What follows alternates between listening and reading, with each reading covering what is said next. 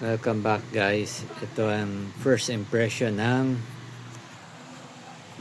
BG4550 Molten.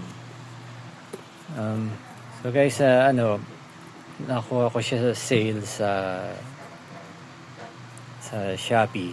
Hintayin nyo na lang kasi yun nga, medyo pricey pagka talagang original price.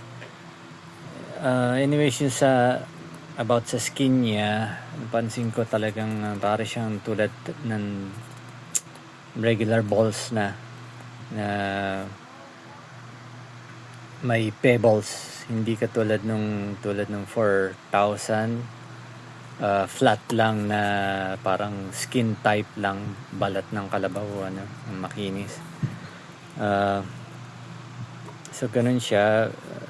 So far hindi ko pa nga nagagamit. Grippy naman.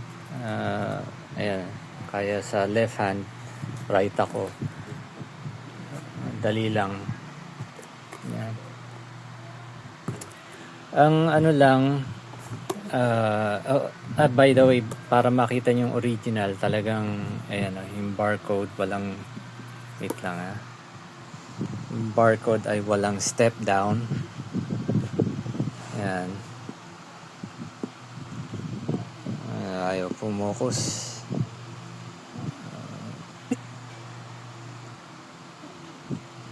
Yan. Walang step down siya. Saka may grip.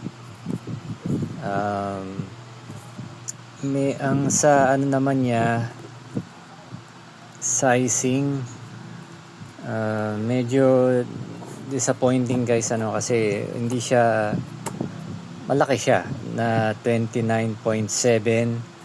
Ito pwede pang dagdagan pa, umaabot siya ng 29.9. So ewan ko, baka bad batch o kasi may konting mga deformities or yan yung uka, ganyan. Saka andito sa panel, baka bad batch lang sa akin. Wait lang.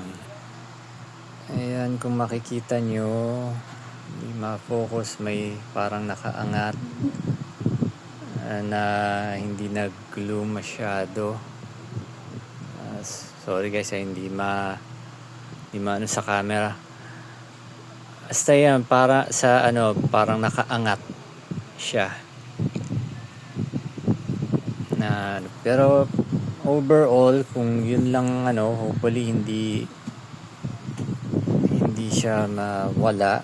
Hindi matuklap kagad. Grippy naman din ang seams niya.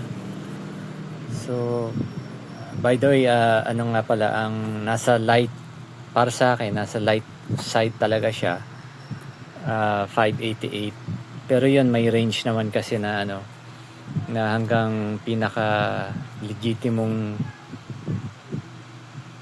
mga ball na pwedeng gawing pangliga, nasa 584 yata ang pinaka lowest na.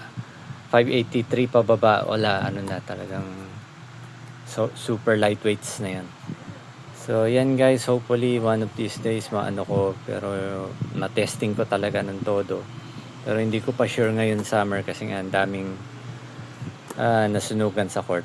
So anyways, yun lang guys. Comment, like, and subscribe. Peace out.